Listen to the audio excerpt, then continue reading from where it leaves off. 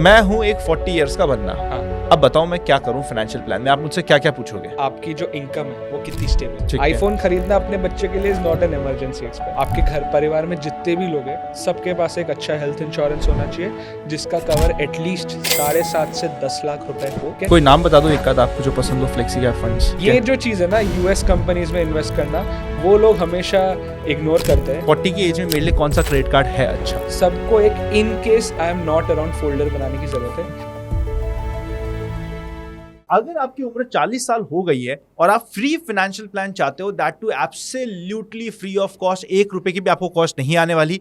Even अगर आप young हो, फॉर एग्जांपल आप 25-30 के हो, तब भी आपको फाइनेंशियल प्लान कैसे करना होता है सब कुछ कवर करेंगे आज के इस एपिसोड में। सर हमारे साथ ऑलरेडी आ चुके हैं। अभी हम लोग सिर्फ 40 ईयर्स के लोगों को ध्यान में रखते हुए एक फ्री फाइनेंशियल प्लान बना के दो। क्या प्लान होना चाहिए, कैसे प्लान किया जाए, क्या स्टार्टिंग क्या एंडिंग, सब कुछ बता दो। फिर एंड में हम इसको मोल्ड करके 25 वालों के लिए भी बता देंगे। ठीक है आनंद भाई, thank you for inviting me. Always pleasure sir. ठीक है, बताइए कहाँ से स्टार्ट करें। आप सवाल पूछिए, मैं एक एक करके आपको मैं बताता हूँ एक 40 इयर्स का बंदा। हाँ। अब बताओ मैं क्या करूँ फाइनेंशियल प्लान में? आप मुझसे क्या क्या पूछोगे? ठीक है, सबसे पहली चीज़ मैं पूछूंगा आपको कि आपकी जो इनकम है वो कितनी स्टेबल है। पूरी रेगुलर इनकम है। रेगुलर इनकम है, ठीक है। उसके बाद दूसरी चीज़, क्या आपके पास अगले 6 महीनों के या फिर 8 महीनों के जितने भी खर्चे हैं वो अलग से बैंक अकाउंट में है? बैंक अकाउंट में नहीं है अभी, एफडी में पड़े होंगे। एफडी में पड़ा है, ठीक है। तो ये आपका हो गया इमरजेंसी फंड। कल जाके अगर जॉब चली गई या फिर अगर कोई बहुत बड़ी मेडिकल कंडीशन आ गई जिसके लिए मेरे पास हेल्थ इंश्योरेंस नहीं है तो उस इमरजेंसी से मैं अपना पैसा निकाल। ठीक है, मेरी अभी महीने की इनकम है 80,000 रुपये, ठीक है, और 40-45,000 रुपये मेरे महीने का खर्चा है। अब आप बताते चलो। तो आप 50,000 रुपए के हिसाब से करीब 2.5 से 3 लाख रुपए आपका एक अलग से बैंक अकाउंट या फिर फिक्स डिपॉजिट में होना चाहिए which is year marked only for unforeseen expenses. ठीक है। आईफोन खरीदना अपने बच्चे के लिए is not an emergency expense, ठीक है। एक्चुअल इमरजेंसी एक्सपेंस ये हो गई। उसके बाद दूसरी चीज़ आएगी, वो आएगी इंश्योरेंस लेना। आपके घर परिवार में जितने भी लोग हैं सबके पास एक अच्छा हेल्थ इंश्योरेंस होना चाहिए जिसका कवर एटलीस्ट 7.5 से 10 लाख रुपए हो, ठीक है। और उसके बाद आपके नाम पे एक टर्म इंश्योरेंस भी होना चाहिए क्योंकि आप जो हो, आप एक प्राइमरी ब्रेड विनर हो, आप अपनी पूरी फैमिली का पूरा खर्चा निकाल रहे हो, ठीक है। तो आपको एक ऐसा टर्म इंश्योरेंस लेना चाहिए जिससे कल जाके अगर आपकी डेथ भी हो जाए तो आपके जो जितने भी एग्जिस्टिंग लोन्स है उसका अमाउंट क्लियर हो जाए। उसके बाद आपके बच्चों के जो भी गोल्स है कि एजुकेशन के लिए 25 लाख रुपए दोनों बच्चों के नाम रखना है, वो अमाउंट होना चाहिए और आपके जितने भी खर्चे उस टर्म इंश्योरेंस से निकल जाना चाहिए। तो कितना अमाउंट होगा? वो कैलकुलेट कर लेते हैं हमारे टर्म इंश्योरेंस कैलकुलेटर से ही, ठीक है। इसमें जैसे आपने कहा 45,000 रुपये खर्चा है, राइट? बिल्कुल खर्चा है, 50 मान लो, चलो खैचाता नहीं। 50,000 रुपये खर्चा है, ठीक है। उम्र है 40, ठीक है।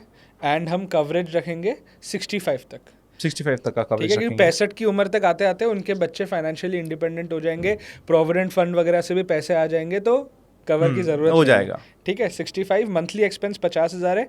आउटस्टैंडिंग लोन्स कितने हैं अभी? मान लेते हैं उनके पास करीब 20 लाख रुपए का होम लोन बचा हुआ है, ठीक है। और इनको अपने बच्चों की एजुकेशन के लिए 25-25 लाख रुपए देने हैं, ठीक है। ठीक है। अगर ये सारी चीज़ें हम कैलकुलेट करें तो लास्ट में इनके पास 2,40,00,000 रुपए का एक टर्म इंश्योरेंस होना चाहिए, ठीक है। इंडिया में ऐसा है कि आपकी जितना भी एनुअल इनकम है उसका 20 गुना ही मिलता है, ठीक है। तो मैक्सिमम तो इनके केस में इनकी इनकम करीब 10 लाख रुपए, तो इनको 2 करोड़ का मिल जाएगा, ठीक है। ठीक है।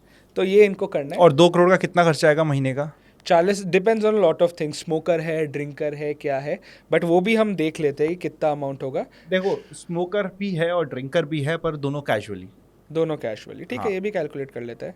क्योंकि मैं चाह रहा हूँ कि जितनी भी एक्सट्रीम सिचुएशन हो सकती है वो सबको ध्यान में रखते हुए अपना पैसा निकाला जाए। और इसमें आप ये भी अज्यूम कर लीजिए कि मुझे कोलेस्ट्रॉल या फिर शुगर कुछ ना एक चीज़ है। ठीक है, ठीक है, मैं देख लेता हूँ। हमने हमारे टूल यूज़ करके टर्म इंश्योरेंस तो किया है, ये भी मैं कर लेता हूँ, रुको। यहाँ पे मैं देख पा रहा हूँ कि 5,000 रुपये प्रति महीने में आपको एक 2 करोड़ रुपए का टर्म इंश्योरेंस मिल जाएगा 65 की उम्र तक। तो ये तो लेना ही है क्योंकि आपकी रेस्पॉन्सिबिलिटीज़ है। एंड गलती से अगर कुछ गलत हो भी गया, ठीक है, financial stress should not be one more reason, ठीक क्योंकि है। वो ऑलरेडी टेंशन में रहेंगे। तो मेरे टर्म प्लान हो गया 2 करोड़ का, मैंने कवर ले लिया है। और फिर क्या लेना है सर? टर्म ले लिया, हेल्थ इंश्योरेंस ले लिया, ठीक है। हेल्थ और इंश्योरेंस आपका कितना लेना है? हेल्थ इंश्योरेंस आपको एटलीस्ट अपनी पूरी फैमिली के लिए अगर फैमिली फ्लोटर प्लान ले लो, 2 बच्चे अपनी वाइफ को कवर करके, तो करीब 10 से 15 लाख रुपए, ठीक है। और उसके ऊपर एक सुपर टॉपअप प्लान ले लो, सुपर टॉपअप। उसमें होता ही है कि अगर आपका जो हेल्थ इंश्योरेंस है वो ख़त्म हो जाए, उसके बाद वो सुपर टॉपअप एक्टिवेट हो जाएगा, ठीक है। काफी सारे प्लान्स में free of cost already available है आपके लिए, Yes. अच्छे प्लान्स है तो अवेलेबल भी दे रहे हैं वो। एग्जैक्टली तो आपको एक कॉम्प्रिहेंसिव हेल्थ इंश्योरेंस, तो इसके 5,000 रुपये महीना लग जाएगा करीब मेरा। यस, 5,000 से कम ही होगा शायद। रफली 10,000 रुपये मेरा आपने इंश्योरेंस में लगा दिया, जो Insurance वेस्ट हो गया में। मेरा। यस, 45,000 रुपये आपके, 50,000 रुपये आपके खर्चे है। खर्चे हो गए, प्लस आपने मेरा 10,000 रुपये और लगा दिया। अब मैं इसको वेस्ट मानूं क्या मानूं? वेस्ट तो डेफिनेटली नहीं है ना। कल जाके अगर हेल्थ इंश्योरेंस, वेस्ट तो बिल्कुल नहीं है। कल जाके अगर आप हॉस्पिटलाइज हो गए, ठीक है, हाँ। और अगर 5 लाख रुपए का बिल आया, तो जो वो आप 5,000 रुपये पर मंथ या 4,000 रुपये पर मंथ दे रहे हो ना, वही इंश्योरेंस आपके काम आएगा। ठीक है भाई, चलो वरना ये आपका तो काम पूरा हुआ है। सेविंग्स खत्म हो जाएगी, राइट। तो वो इंश्योरेंस आपका प्रोटेक्शन है, it is saving all your investments, it is the wall. तो दैट इज वेरी इंपॉर्टेंट भाई। चलो ये 3 चीज हो गई मेरी। अब क्या करूं सर? अब बचे आपके कितने रुपए? 20,000 रुपए, 20,000 रुपये महीना ठीक बचा। है। आपने ऑलरेडी शॉर्ट टर्म गोल्स के लिए सेव करके रखा है, इमरजेंसी आपके पास है, ठीक है। अब ये 20,000 रुपये आपको इन्वेस्ट करना है डिपेंडिंग ऑन योर गोल। अब गोल्स के हिसाब से ना 3 टाइप के इन्वेस्टमेंट बकेट्स होंगे। सबसे पहला हो गया एकदम ही कंजर्वेटिव। अगर आपको 3 साल में कोई गोल अचीव करना है, ठीक है, मान लीजिए 3 साल बाद आपको एक गाड़ी खरीदनी है, या फिर 3 साल बाद आपका बच्चा 12th से पास हो रहा है, आपको 5 लाख रुपए चाहिए, तो ये 3 साल से कम वाले गोल्स के लिए आप बहुत ज़्यादा रिस्क नहीं ले सकते। तो आप कंजर्वेटिव बकेट में इन्वेस्ट करो। कंजर्वेटिव बकेट में आता है 50% इन लिक्विड फंड्स या फिक्स्ड डिपॉजिट, और बाकी 50% आपका आर्बिट्राज फंड्स में। ठीक है। Arbitrage funds equity mutual funds ही होते हैं, ठीक है, जो बहुत ही लो रिस्क होते हैं, क्योंकि वो क्या करते हैं, अगर एनएससी में कोई चीज़ सस्ती है तो उधर से खरीद के बीएससी में बेच देते, और ऐसे छोटे छोटे इनएफिशिएंसीज निकाल के वो साल का 7 से 8% रिटर्न देते हैं। ठीक है। ठीक है, तो ये हो गया आपका कंजर्वेटिव बजट, कंजर्वेटिव बकेट, ठीक है। अगर आपके गोल्स है 3 से 7 साल के बीच, ठीक है, मान लो 6 साल बाद आपको यूरो ट्रिप पे जाना है, उसके लिए आप बचा रहे हो, तो उसके लिए फिर आप क्या कर सकते हो, आप ज़्यादा रिस्क ले सकते हो। You can invest in equity easily, okay. आप उसमें 60% जितना इक्विटी में डालिए, वो आप लार्ज कैप में डालिए, फ्लेक्सी कैप म्यूचुअल फंड्स में डालिए, और जो बाकी 40% है वो आप डेट में इन्वेस्ट कर सकते हो। और अगर आपके 6 साल से या 7 साल से ज़्यादा गोल्स है, तो फिर आप अच्छे से रिस्क ले सकते हो। You can create a portfolio which is very heavily invested in equity. Equity के साथ आपका यूएस स्टॉक्स भी जाना चाहिए, यूएस इक्विटी में भी इन्वेस्ट करना चाहिए, और गोल्ड में भी इन्वेस्ट करना चाहिए।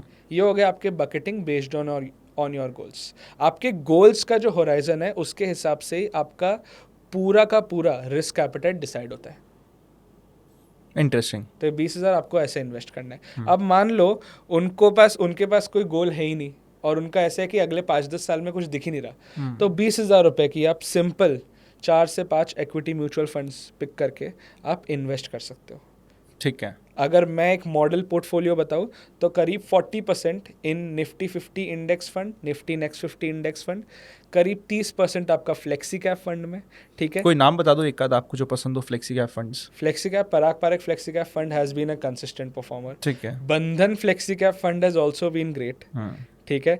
जो इंडेक्स फंड्स है वो दोनों तो आप कोई सा भी ले लो, AMC का HDFC ले लो, SBI ले लो, ठीक है। उसके बाद आप 10% के करीब ICICI प्रूडेंशियल नैस्डैक 100 में इन्वेस्ट कर लो। अभी कोई भी ओपन हुआ है NASDAQ 100 रिसेंटली, first, 1 महीने पहले ओपन हुआ है फॉर सब्सक्रिप्शन। ठीक है। वरना ये जो जितने भी ये यूएस फंड्स है ना, उनमें लिमिट्स लगी हुई है, तो आप इन्वेस्ट नहीं कर सकते हो। लेकिन इस ये नास्डैक में आप कर सकते हो, वरना ABSL के ग्लोबल एक्सीलेंस फंड भी अभी 2 हफ्ते पहले से ओपन हुआ है। यस, वो मल्टी कैप हो गया, पर लार्ज कैप मल्टी कैप हो गया वो। ठीक ये है। जो चीज़ है ना यूएस कंपनीज में इन्वेस्ट करना, वो लोग हमेशा इग्नोर करते हैं, बट आज ठीक के है। दिन में हमारी जो पूरी दुनिया है वो सोशल मीडिया से चल रही है, एआई से चल रही है, और अगर आप सिर्फ इंडियन कंपनीज में इन्वेस्ट कर रहे हो तो आप इस पूरे रेस में पार्टिसिपेट ही नहीं कर पाओगे। तो आपको इंटरनेशनल एक्सपोजर होना इंपॉर्टेंट है, बहुत ज़्यादा ज़रूरी है। एंड आप रिटर्न्स देखो ना, पिछले 5 सालों में, ठीक है, आपको करीब 22% का रिटर्न, पिछले 10 सालों में 16% का रिटर्न, और पिछले 20 सालों में आपको करीब 15% का एनुअल रिटर्न्स मिला है। So that is insane. आपको कुछ भी नहीं करना है, आपको एक SIP चलानी है, तो 10% के करीब उधर, और बाकी का जो अमाउंट बचता है वो मिड कैप 150 और स्मॉल कैप फंड में आप इन्वेस्ट कर सकते हो। एक सिंपल सा क्यूट सा पोर्टफोलियो जो आपको करीब 16 से 17% का रिटर्न दे सकता है। इंटरेस्टिंग। ये हमारा फाइनेंशियल प्लान हो गया। मैं ना आपको हर एक कैटेगरी भी बोलता हूँ, उस कैटेगरी का आपका पसंदीदा एक एक फंड का आप नाम भी बताते जाओ, क्योंकि हमने बकेटिंग कर ली। उस बकेटिंग में हमें कौन कौन सा फंड आपको पसंद आता है, विदाउट एनी एडवाइस आप भी स्टडी करो प्रॉपर्ली फंड को, आप अपने फंड बताते जाओ। ठीक है। सबसे पहले मुझे निफ्टी 50 ETF में इन्वेस्ट करना है, कौन सा लूँ? HDFC का ले लो, SBI का ले लो। ठीक है। नेक्स्ट 50 में Nifty next 50 ETF। Again HDFC ले लो, SBI ले लो, एक्सिस ले लो। ठीक है। गोल्ड में इन्वेस्ट करना है? गोल्ड का SBI गोल्ड फंड है। सिल्वर में इन्वेस्ट करना है? सिल्वर का मैं खुद नहीं इन्वेस्ट करता हूँ, तो अगर आपको पता है नाम तो आप बताओ। सिल्वर का आप कोई सा भी ले सकते हो, ICICI ले सकते हो, ICICI is doing good. Nippon recently has cross 1000 crore, तो निप्पॉन सिल्वर भी अच्छा है। ये क्या फंड ऑफ फंड है कि ETF है? फंड ऑफ फंड है, पर वो सीधा सीधा ETF में इन्वेस्ट कर रहे हैं। ठीक है, ठीक है। मैं पर्सनली अभी यूज कर रहा हूँ SBI। ओके। SBI का यूज कर रहा हूँ। मैं गोल्ड के लिए HDFC यूज कर रहा हूँ, सिल्वर के लिए SBI यूज कर रहा हूँ। ठीक है। Large cap fund? Large cap fund हम लोग एक्टिवली नहीं रेकमेंड करते हैं। हम लोग mid cap fund? Nifty HDFC mid cap 150 momentum fund है, जो बहुत अच्छा रिटर्न दिया है। ठीक है, वो हम एक करते हैं। Small cap fund? Quant small cap काफ़ी अच्छा है। Kotak Large and small mid cap cap? काफ़ी अच्छा है। Second small cap? Kotak small cap. Kotak small cap. Large and mid cap? Large and mid cap हमारे मॉडल पोर्टफोलियो में अभी तक है नहीं, तो आप बताइए कि कौन सा अच्छा है। नहीं, अभी मेरी आपकी बात चल रही है। मैं large and mid cap interestingly मुझे DSP का समझ आ रहा है। DSP इज डूइंग गुड, सो ये एक फंड है जो मेरी नोटिस में चल रहा है। ठीक है। Multi cap? मल्टी कैप भी हमारे पोर्टफोलियो में भी कोई है नहीं। आई थिंक हमने मेजॉरिटी कैटेगरी कर ली है। अब नेक्स्ट इंपॉर्टेंट आता है क्रेडिट कार्ड का, तो क्रेडिट कार्ड वाला पॉइंट भी ले लेते हैं, हम लोग डिस्कस कर लेते हैं। 40 की एज में मेरे लिए कौन सा क्रेडिट कार्ड है अच्छा? अगर 80,000 रुपीज़ के करीब कमाते हो आप, ठीक है, और अगर आप बहुत रेगुलरली ऑनलाइन शॉपिंग करते हो, हाँ। ठीक है, तो HDFC स्विगी क्रेडिट कार्ड और SBI कैशबैक कार्ड। जो SBI कैशबैक कार्ड है वो हर ऑनलाइन स्पेंड पे 5% का कैशबैक देता है, और जितना भी कैशबैक है आनंद भाई, वो अगले महीने के बिल में सेटल हो जाता है। और HDFC स्विगी कार्ड भी ऐसा ही, अगर आप बहुत रेगुलरली बाहर से खाना मंगाते हो या फिर बाहर खाना खाते हो, तो स्विगी के हर ऑर्डर पे 10% का कैशबैक, और बाकी ऑनलाइन परचेजेस में भी 5% का कैशबैक, और ये सारा कैशबैक भी अगले महीने के क्रेडिट कार्ड बिल में एडजस्ट हो जाता है। ये एक ऐसा कार्ड है जिसकी ज्वाइनिंग फ़ी करीब 999 है, लेकिन HDFC यूज़र्स के लिए वो फ्री हो जाता है कई बार। लेकिन ये एकदम सस्ता कार्ड होने के बावजूद इसमें आपको गोल्फ लेसन्स मिलते हैं, ठीक है, आपको एक नाइट डाइनिंग एंड स्टे भी फ्री मिलता है। ठीक है, कहाँ पे? मास्टर कार्ड के पार्टनर्स के साथ। तो ये जो दो बेनिफिट्स है वो जनरली बहुत प्रीमियम कार्ड्स के लिए ही लिमिटेड रहते हैं, लेकिन इस 999 वाले कार्ड में भी ये अवेलेबल। सो द HDFC के credit cards are good? HDFC के credit cards have always been good, लेकिन वही बात है कि एक्सेप्टेंस रेट भी कम है। इस कार्ड का इतना कम नहीं है, वो तो आपको मिल जाएगा। इंटरेस्टिंग। यस। लोन्स मुझे लेने तो कौन कौन से लूँ मैं? होम लोन 100%, क्योंकि आपको एक सपना आपको जल्दी पूरा करने को मिलता है, राइट? मतलब 30 साल की उम्र में मैं शायद 10 करोड़ का घर ना खरीद पाऊँ, लेकिन मेरे पास इतनी क्षमता है कि मैं पैसे कमा के मैं धीरे धीरे उसकी तो प्रॉपर्टी में इन्वेस्ट करना चाहिए? ऑफ कोर्स, रहने के लिए तो आपको घर चाहिए ही चाहिए। जैसे मैं आज 28 साल का हूँ, ठीक है, लेकिन और आज मेरे पास घर नहीं है, खुद का घर नहीं है, ओके, बट आगे जाके मैं डेफिनेटली अपना घर खरीदने ही वाला हूँ, वंस आई नो कि मैं कौन से सिटी में सेटल होऊंगा।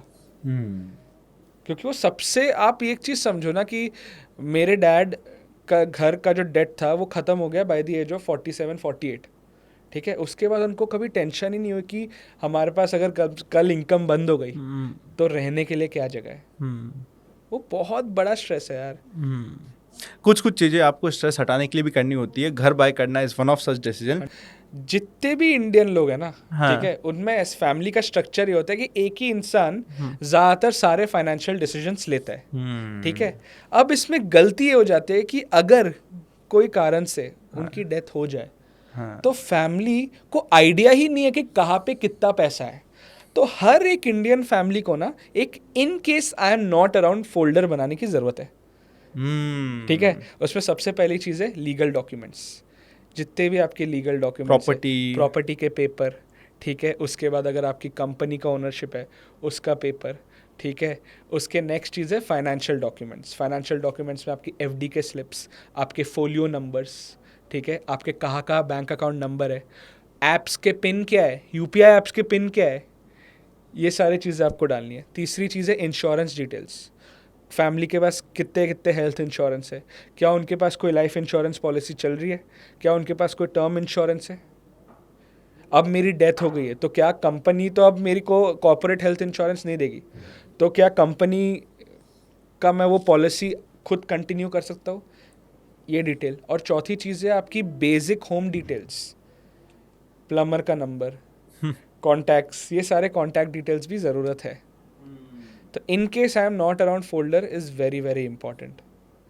और आपको बना लेना चाहिए। इसमें क्या विल भी आएगी पार्ट में या नहीं आएगा भी? होना चाहिए, विल होना चाहिए, डेफिनेटली होना चाहिए। एक काम करता हूँ मैं आपको पूरा बता देता हूँ क्या क्या होना चाहिए, बता दीजिए। ठीक है। आनंद भाई, एक गलती है जो ज़्यादातर लोग करते हैं, ठीक है, घर में एक ही इंसान फाइनेंशियल डिसीजंस ले रहा है, ठीक है, और सिर्फ उन्हें ही पता है कि कहाँ पे कितना पैसा है, पैसे कितने हैं वो भी किसी और को नहीं आइडिया, ठीक है।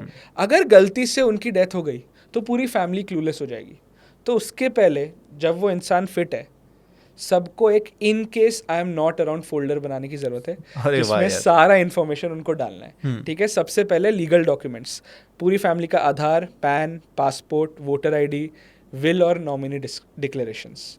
दूसरा हो गया आपका फाइनेंशियल डॉक्यूमेंट्स, बैंक अकाउंट्स कहाँ पे है, ठीक है, रिलेशनशिप मैनेजर के नंबर, यूपीआई ऐप्स के पिन, ठीक है, लिंक्ड मोबाइल नंबर्स कौन से है, mutual fund folios, FD slips, loan documents, credit card lists, ITR of the last 3 to 5 years और डिजी लॉकर एनएसजीएल के लॉगिन डिटेल्स। तीसरी चीज़ है insurance details, health insurance copy, term insurance copy, major की prescriptions. और चौथी चीज़, जिस कंपनी में काम कर रहे हो क्या उस कंपनी में कोई टर्म इंश्योरेंस की सुविधा है कि अगर उनकी डेथ हो गई तो बहुत सारी कंपनी कवर मिल जाएगा, अमाउंट मिलता है, ठीक है। और लास्ट चीज़ है house hold documents, degree certificates. जैसे मेरे पापा के पास हम सबके डिग्री और सब कुछ एक फोल्डर में है। Utility bills, inventory list of valuables. कई बार ऐसा होता है कि हमें पता ही नहीं है कि एक प्लॉट पड़ा हुआ है, और वो कभी पता ही नहीं चलेगा क्योंकि सिर्फ पापा को आइडिया है, ठीक है। और लास्ट चीज़ है emergency contacts like plumber, landlord और योर फाइनेंशियल एडवाइज़र। और ये सारी लिस्ट आपकी रेफरेंस के लिए अभी स्क्रीन पे आ चुकी है। आप इसका स्क्रीनशॉट ले सकते हो, संभाल के रख सकते हो, बना सकते हो। मैं तो कहता हूँ संभाल के मत रखो, बनाओ। ये तो एक इतनी इंपॉर्टेंट चीज़ सर ने बताई है। आई थिंक अंशुमन भाई, अगर ये नहीं हो रहा ना तो काफ़ी लोग दिक्कत में है। आज के दिन जब हमारे पास डेटा आता है कि इंडिया के 35,000 करोड़ से ऊपर के एसेट्स अनक्लेम्ड पड़े हैं, बैंक में 50,000 करोड़ का पैसा अनक्लेम्ड पड़ा है, पीपीएफ में अनक्लेम्ड पड़ा है, शेयर्स में अनक्लेम्ड पड़ा है, वो इसलिए पड़ा है क्योंकि हमें पता ही नहीं क्यों हमारा है। एग्जैक्टली हम लोग रोडपति बन के रह रहे हैं। प्रोबेबली हम लोग करोड़पति हो सकते थे जस्ट बिकॉज हमारे आने वाली जनरेशन के लिए हम बचा सकते थे। हमारी पुरानी जनरेशन ने नहीं बताया कि हमारे पास इतना है, हम आज परेशान हो रहे हैं। आप नहीं होगे परेशान अगर ये फोल्डर बना लिया अब। यस, कितने सारे लोगों को पता ही नहीं है कि क्रेडिट कार्ड जो है, ठीक है, उसमें ये एक अनसिक्योर्ड लोन है, ठीक है। तो अगर क्रेडिट कार्ड आपने यूज़ किया, आपकी डेथ हो गई और बिल जनरेट नहीं हुआ, फैमिली मेम्बर्स ने अगर डिक्लेयर कर दिया है कि डेथ हो गई है, ठीक है, तो वो क्रेडिट कार्ड वाले कंपनी बच्चों से पैसा नहीं मांग सकते। फिर किससे मांगेंगे? वो क्या करेंगे, उस इंसान के पास जो बैंक में पैसा वैसा है उसी से ले लेंगे। अगर इनफ नहीं है they have to close the loan. तो इसीलिए लोन और होम डॉक्यूमेंट्स, लोन पे भी होता है, नहीं होता है? नहीं होम होम लोन पे लोन में आपका तो घर है, घर है, घर है। कार लोन में कार कार है, लोन में कार है, पर्सनल लोन पे पर्सनल लोन अनसिक्योर्ड है। तो उसमें अगेन ये हो जाएगा। आपका जो उस इंसान का जो पर्सनल एस्टेट है उससे अगर वो रिकवर कर सकते हैं, ठीक है, वो कोई भी बच्चे या फिर वाइफ के पास नहीं जा सकते। एक इधर एक एक्ट भी है, married women protection act, insurance में जो अप्लाई हो जाता है। यस, इंश्योरेंस में अप्लाई हो जाता है, जिससे अगर हस्बैंड की डेथ हो जाए, ठीक है, वाइफ के पास जो पैसा वैसा आ रहा है वो क्लेम नहीं कर सकते। इंश्योरेंस का पैसा आप क्लेम नहीं कर पाओगे। Yes. ये चीज़ आप ध्यान रखिएगा। आप ये वैलिडेट करवा सकते हो पॉलिसी लेते वक्त, आपको खुद को एजेंट को बोलना पड़ेगा। मेजॉरिटी लोग ये आपके लिए एक्टिवेट नहीं करेंगे क्योंकि इसमें कंप्लायंसेस और बाई चांस आपको बंद करना पड़ता है, कुछ रिवॉर्ड्स होते हैं या काफ़ी सारी चीज़ें दिक्कत में आती है। तो प्रॉपर्ली समझ लीजिएगा। इसमें ऑल्दो अटैच नहीं होगा, पर अगर आपके पास बहुत ज़्यादा लोन्स नहीं है तो करने की ज़रूरत भी नहीं है, होने दो अटैच, कोई दिक्कत नहीं है। पर अगर आपको लगता नहीं यार भाई मैंने तो दुनिया भर का लोन वोन ले रखा है और मेरा इंश्योरेंस का पैसा भी उसी लोन में चले जाएगा, तो आप उसको नॉन अटैच कराते हुए विमेन की एक्ट को टिक करवा सकते हो वो Yes. आपको स्पेसिफिकली बोलना पड़ेगा और चेक करना पड़ेगा. यस ब्रिलियंट पॉइंट्स यार. I think second half of the video में जो पॉइंट्स आए वो बहुत ब्रिलियंट थे. स्टार्टिंग तो बेसिक थी बट धीरे धीरे जो पॉइंट्स आने लगे ब्रिलियंट यार. मजा आ गया. थैंक यू यार. आई होप इस कंप्लीट कॉन्वर्सेशन में आपको मजा आया होगा. अभी भी कुछ हमसे मिस हो गया और आपकी क्वेश्चन रह गए हो तो कमेंट में जाके हमें क्वेश्चन डाल दो. हम कोशिश करेंगे आपको रिप्लाई करने की और अगर अच्छे नंबर ऑफ कमेंट्स आ जाते हैं तो प्रोबेबली एक सोलो एपिसोड मैं बना दूंगा या फिर अंशुमन भैया से वापस से टाइम लेंगे कि भाई आइए एपिसोड पे आंसर कीजिए. इनसे हम वापस से आंसर भी करवाएंगे. सारे इंपॉर्टेंट लिंक्स सब कुछ आपको डिस्क्रिप्शन में मिल जाएगा. आप चेकआउट कर सकते हो. Happy learning and we will see you very soon. Thank you sir. Thank you Thank so much. बहुत मजा आया. बढ़िया यार.